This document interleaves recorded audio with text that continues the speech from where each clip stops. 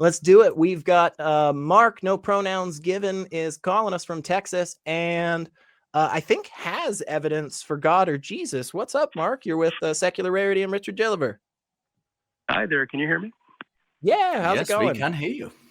Hey. Great. Thank you very much. I really appreciate your time. And yeah, I was just curious. I've been a Christian all my life and still am. Most of my friends and family are Christians. And so I don't really come in contact with many atheists or agnostics as far as I'm aware of. I don't ask everyone.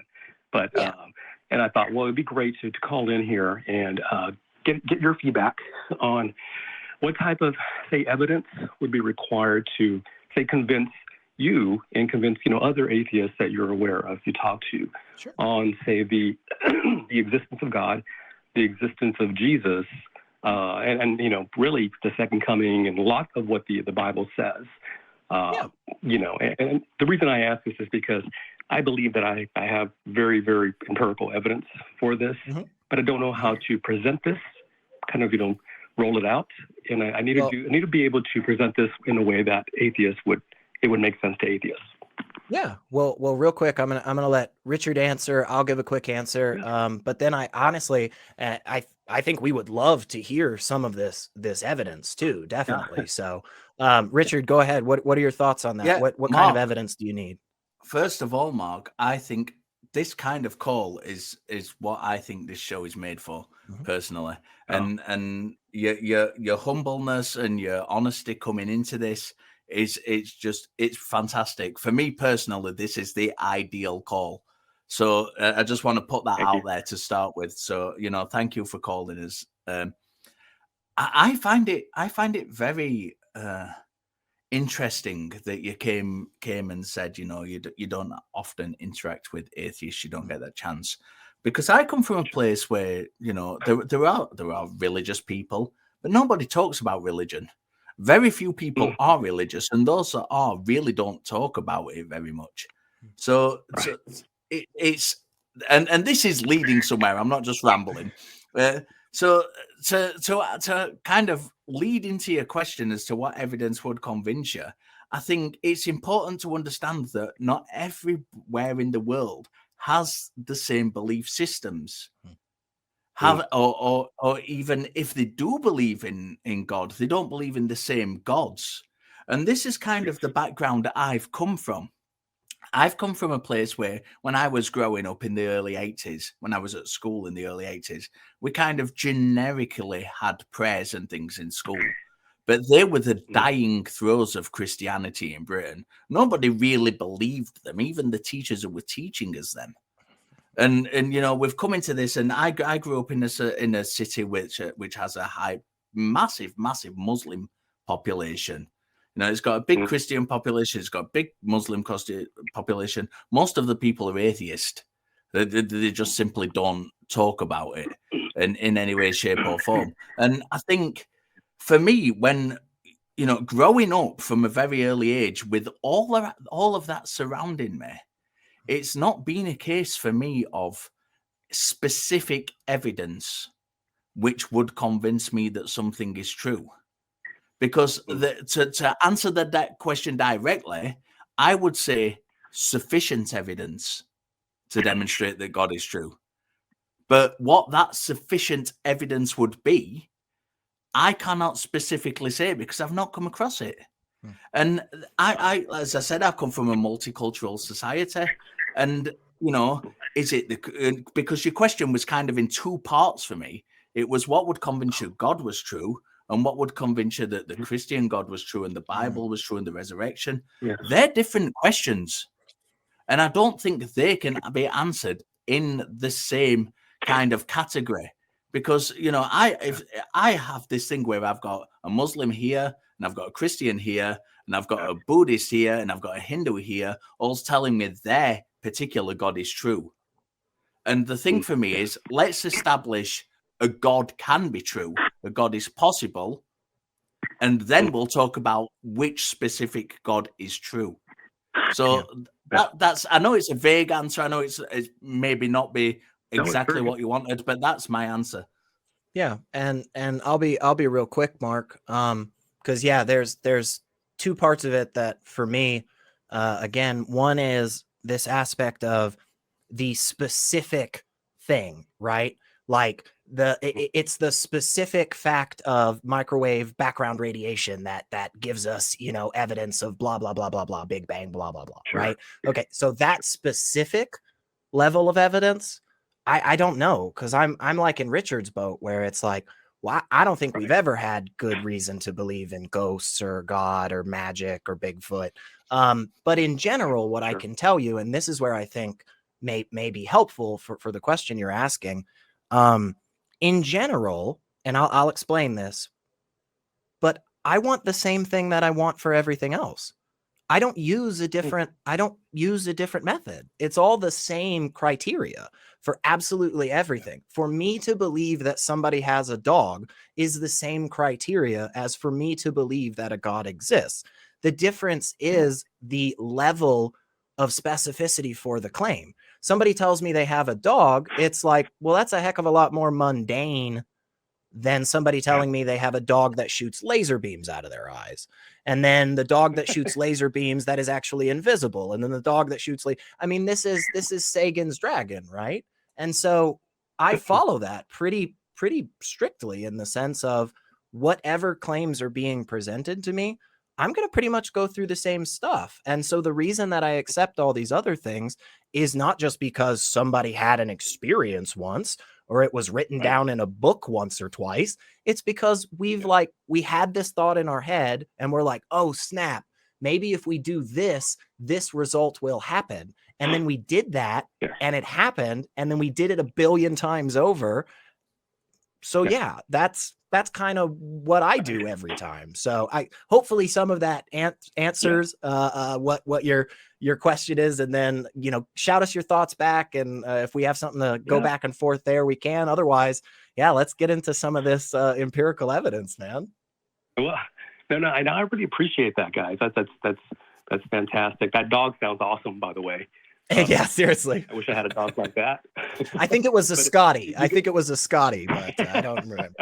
Yeah, you guys are right. You know, I will listen from time to time, say online, your show, but also on YouTube. Say I'll listen to Richard Dawkins or Christopher Hitchens, debating an intelligent design expert, right, or a gospel expert.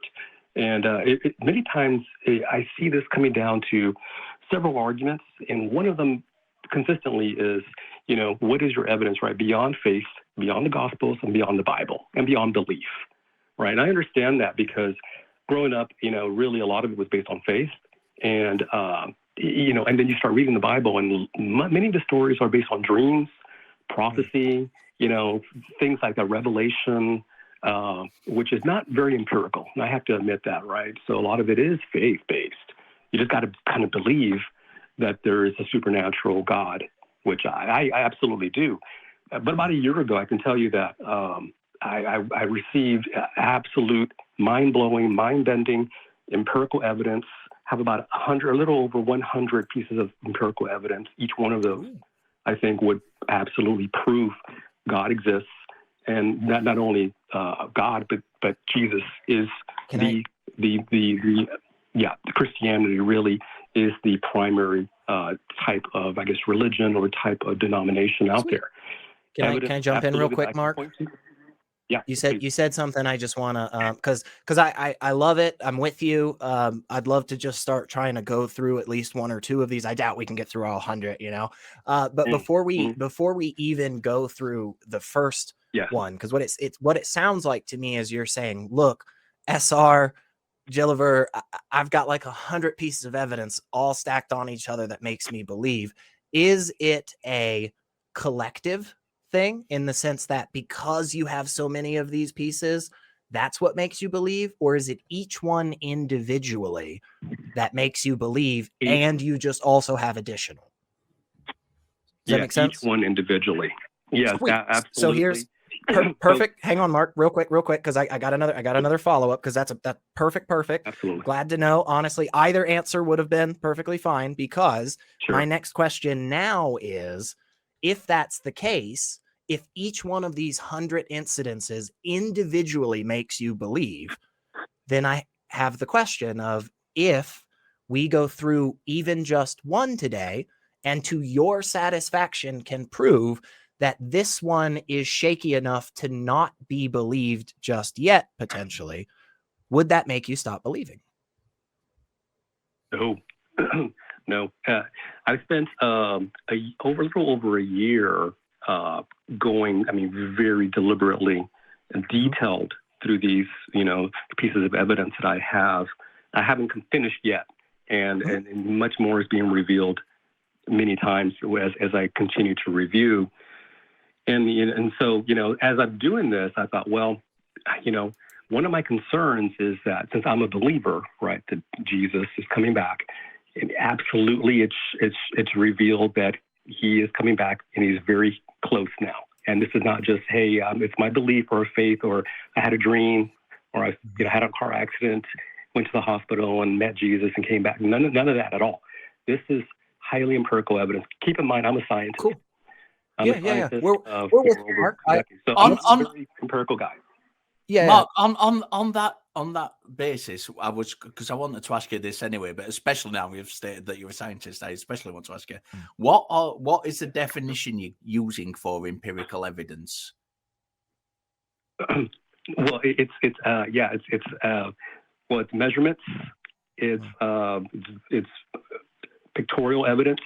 It's much of it is also lies in the origination of this is through metaphysics as well, and so I'm trying to talk with, say, particle physics experts, theologians, atheists, trying to get information from different groups to how to assess this and how to eventually present this to the world, or to people who will listen. And really, it's interesting.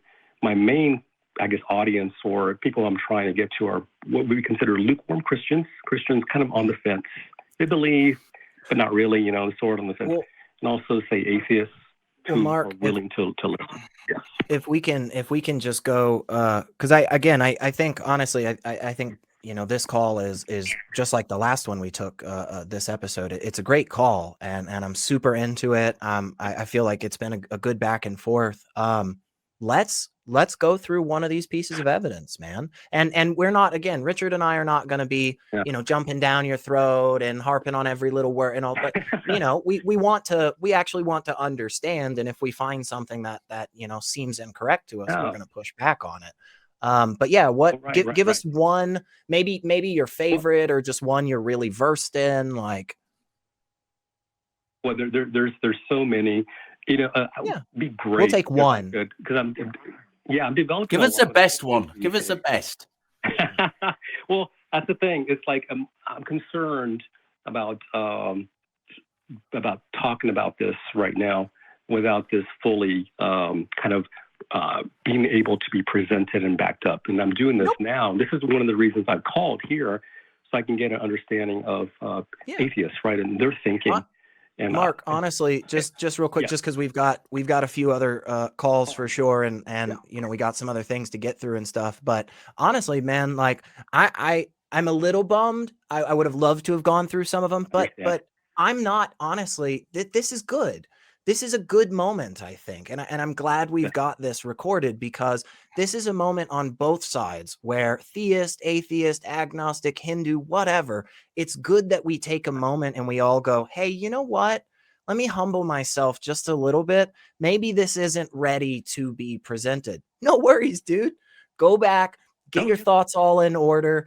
Hit us up on the Fan Run Facebook page, the Fan Run Discords, or just call us back next week, or 2 weeks from now, Mark. We absolutely respect the crap out of that, because I would rather somebody come here and say, look, man, I've got these 5 points and I'm kind of not finished with them, but I want to ask a couple of questions to clarify, and then I'm going to come back with all of them, We love that, Mark. So yeah, dude, go off, take a little bit of time. And see whenever Richard and I are on again, or whoever the heck the hosts are, because we've got great people on here. So I know Dan or Ben or Christy, Jim. All these people would love to take this call, man. So we're gonna appreciate this. Go ahead, please. No. Finish up, and we'll let you go. Oh, yeah, no, I appreciate that, guys. I definitely will call back. I really appreciate this conversation. I think these will be mind-boggling. Can't wait Sweet. to show this to you. It's very, very near now, but this conversation today really helped me a lot as well to be able to package this correctly. Awesome, Mark. Well, thank you so much for giving us a call, and seriously, we appreciate that, and I'm excited. I would rather that, Richard, honestly. Like, Yeah. I would prefer that somebody come to a conversation and say, hey, I've got some thoughts, but they're not fully fleshed out. Maybe I need to take an extra minute and think on them. So